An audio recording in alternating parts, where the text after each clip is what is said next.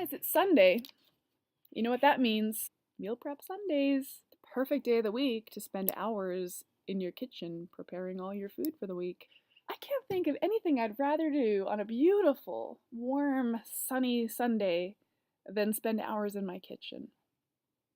Okay, here's what you're going to need for this exercise. A pen, some paper, and a few dice. At least two. 2 to 4, 5, however many you can find in your house. I couldn't find any in my house, so I downloaded a dice app. Okay, here we go, guys. First thing you're going to do is make a grid on your paper. The grid is going to have 3 columns, a skinny one and 2 big ones, and it's going to have 6 rows. 6 rows, 3 columns, a skinny column, and 2 bigger columns. Now, number the first column from 1 to 6. So we've got rows 1 to 6 and columns A and B. Now in column A, that's your protein column. So you can either write down your 6 favorite proteins or whatever 6 you have in your house. Okay, that's what I'm going to do because I don't really feel like going grocery shopping. I'm out here in my little cottage in the woods and I don't feel like going to the city if I don't have to. So I'm going to write down what I actually have in my house. I do have some chicken legs. I have some halibut. I have eggs. I've always got eggs. I've got canned tuna.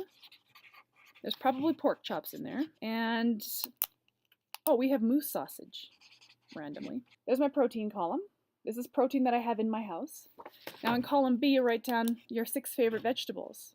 What if you only like one vegetable? What if you only like peas? Then put peas 6 times down there. I don't care.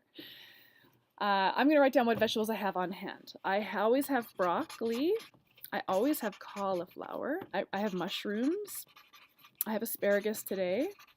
I have tomatoes. I think there's carrots in there too. Okay, here we go. I got my 6 rows. I got the protein and vegetables that I have on hand. Okay, let's keep this really simple.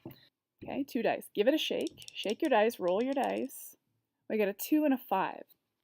Halibut and tomatoes. Okay, that's different. So I think I would roast the halibut in the oven with some I have little grape tomatoes, yellow and red grape tomatoes. I would roast them all together in the oven. I probably would throw a few extra things in there, like maybe some lemon slices. I probably have some great herbs I can put in there.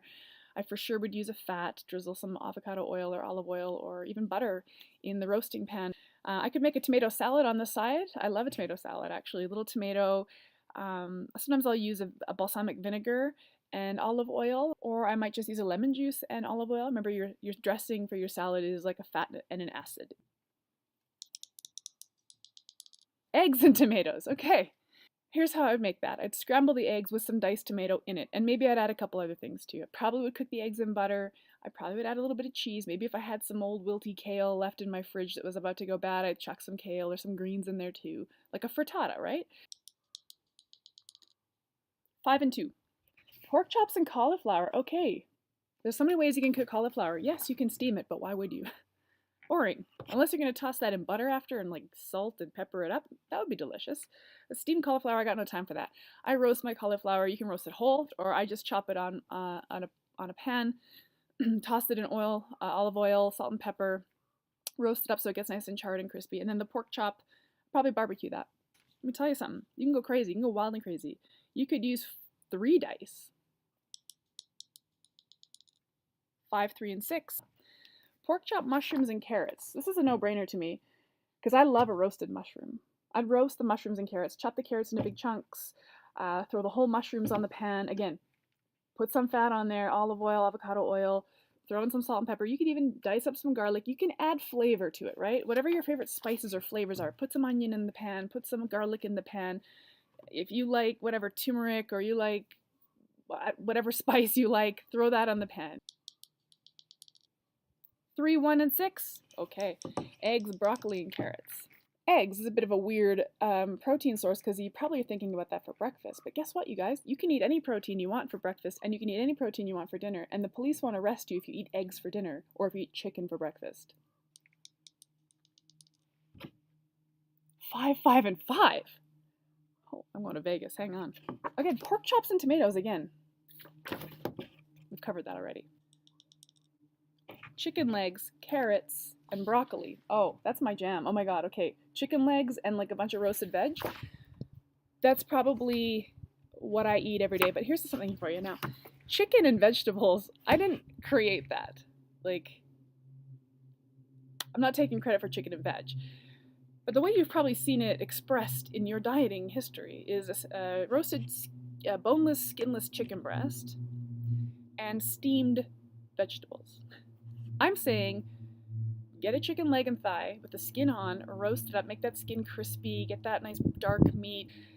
Throw your veggies on a pan with some oil and some delicious salt, pepper, spices. Make your food delicious. Chicken and veg can either be brutal or awesome. What's it going to be? Brutal or awesome? Your choice. This isn't rocket science, okay? You could pair any of your favorite proteins with any of your favorite vegetables at any time of day and have a perfectly satisfying, nutritionally balanced meal.